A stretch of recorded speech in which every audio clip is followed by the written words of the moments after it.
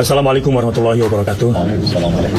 Muslimin dan muslimat yang berbahagia, hari ini kami dikumpulkan oleh Allah Subhanahu wa taala dalam sebuah forum yang sangat indah dengan tema wa'tasimu, dan berpegang teguhlah kalian semua kepada tali Allah Subhanahu wa taala. Tentu yang dimaksud adalah Al-Qur'an dan As-Sunnah. Dan dipesankan kepada kita semua agar menghindari perpecahan. Sebagaimana kami duduk bersama di sini, pasti ada perbedaan di antara kami, tetapi persatuan umat, persatuan demi kepentingan agama dan bangsa kita harus lebih kita dahulukan di tengah perbedaan-perbedaan pilihan, termasuk perbedaan politik misalnya. Kalau suku, saya kira kita sudah menjalaninya dan cukup baik. Begitu juga antar lintas iman, lintas agama di Indonesia, mudah-mudahan yang terbaik di seluruh dunia. Tinggallah kini sikap-sikap santun kita, misalnya janganlah memberikan lakop atau gelar-gelar binatang kepada saudara. Misalnya yang buruk saat ini, di sana kampret, di sini cebong. Sungguh ini tidak produktif, membinatangkan diri kita sendiri dan saudara kita semua. Dan itu adalah hal yang dilarang dalam agama. Dan terakhir saya ingin berpesan, hati-hatilah dalam menerima informasi lewat media sosial. Budayakan tabayun. Terima kasih. Dari saya Bakhtiar Nasir. Wassalamualaikum warahmatullahi wabarakatuh. Assalamualaikum warahmatullahi wabarakatuh. Alhamdulillah, salatu wassalamu ala rasulillah wa ba'd. Saudara-saudariku, terkhusus muslimin sebangsa dan setanah air, 113 tahun yang lalu para ulama kita berkumpul di Jakarta untuk membicarakan persoalan-persoalan besar.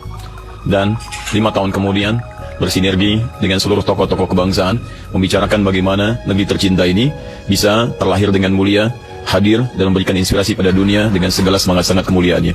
Dan 30 tahun setelah itu, hal yang 300 tahun tidak pernah terwujud sebelumnya, diselesaikan dengan izin Allah Subhanahu wa taala dalam masa 30 tahun dengan kalimat yang sangat singkat dan padat di rumah seorang muslim, Syekh Farad bin Marta, diikrarkan oleh Insinyur Soekarno dan Muhammad Hatta kemerdekaan negara Republik Indonesia. Kini setelah 113 tahun itu, Allah berikan alhamdulillah nikmat kepada kami, anak cucu dari para ulama-ulama terdahulu, tokoh-tokoh bangsa, untuk hadir juga di Jakarta dan punya semangat yang sama. Kemerdekaan sudah kita raih, yang belum adalah bagaimana mengisinya dengan hal-hal terbaik untuk kepentingan bangsa, negara, dan khususnya agama kita. Alhamdulillah, hari ini kami punya itikat terbaik untuk berkumpul bersama-sama bersinergi, membangun maslahat, membangun rekonsiliasi kebaikan-kebaikan, dan kami menyeru kepada seluruh masyarakat Indonesia, termasuk tokoh-tokoh bangsa, mari kita duduk bersama untuk memikirkan masa depan bangsa yang terbaik, memberikan inspirasi kepada dunia, dan ingatlah baik-baik bahwa kita bangsa besar dengan sumber daya yang sangat hebat. Karena itulah banyak negara-negara lain di luar yang menginginkan Indonesia ini barangkali tidak menjadi pesaing-pesaing terbaik bagi mereka. Maka dari Jakarta kami mengirim pesan, mari kita bersatu, hindarkan segala hal yang tidak produktif, dan semoga Allah Subhanahu wa taala menjaga guru-guru kita semua, sehingga Allah Subhanahu wa taala berikan keindahan dari bumi negeri Indonesia tercinta ini. Saya Adi Hidayat. Assalamualaikum warahmatullahi wabarakatuh. Bismillah, wassalatu wassalamu ala rasulillah wa ala alihi wa sahbihi wa man tabi'ahu wa mawalah. Inggris, Jerman, Perancis, Portugal terdiri dari berbagai macam suku, bahasa, agama juga berbeda-beda, tapi mereka bisa disatukan dalam satu mata uang, euro. Maka kita amat sangat mungkin untuk bersatu, karena kiblat kita satu, Ka'bah, fawalli wajhaka syatral masjidil haram. Bahasa yang kita pakai juga satu, siapa yang sholat pakai bahasa la salata liman lam yaqra bi fatihatil kitab. Kemudian pula Nabi kita satu, wa asyhadu anna Muhammadan Rasulullah.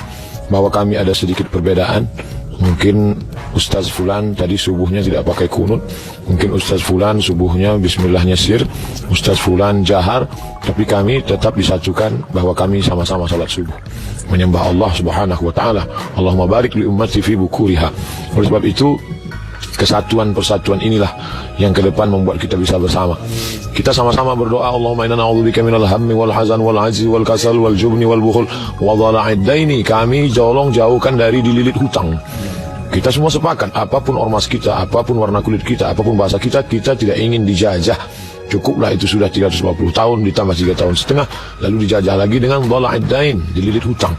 Dan kita semua sepakat harus membuat umat ini, karena kalau sudah dililit hutang, wa ghalabatir rijal, dikuasai orang lain, sehingga kita tidak lagi punya kedaulatan, kita tidak lagi bisa tegak dengan mata yang terang, dengan kepala yang berdiri sebagai bangsa yang merdeka, karena leher kita sudah lama diikat oleh hutang, malu. Bahkan ada seorang penyair berkata, malu aku menjadi orang Indonesia, tapi kami tak pernah malu. Kami adalah anak-anak bangsa yang cinta kepada negeri ini. Kalau engkau bukan saudaraku dalam satu keyakinan, engkau tetaplah saudaraku dalam satu kebangsaan.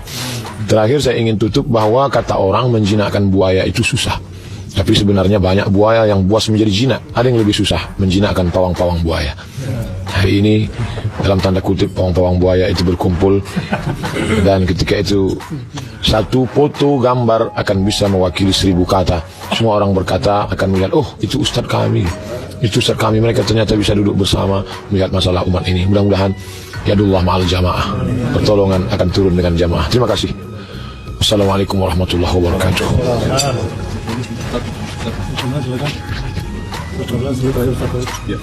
Bismillahirrahmanirrahim. Assalamualaikum warahmatullahi wabarakatuh. Hari ini tanggal 22 Syawal 1439 Hijriah, 6 Juli 2018. Di negeri ini, di tanah ini, di usia menuju 73 tahun Allah merahmati kemerdekaan.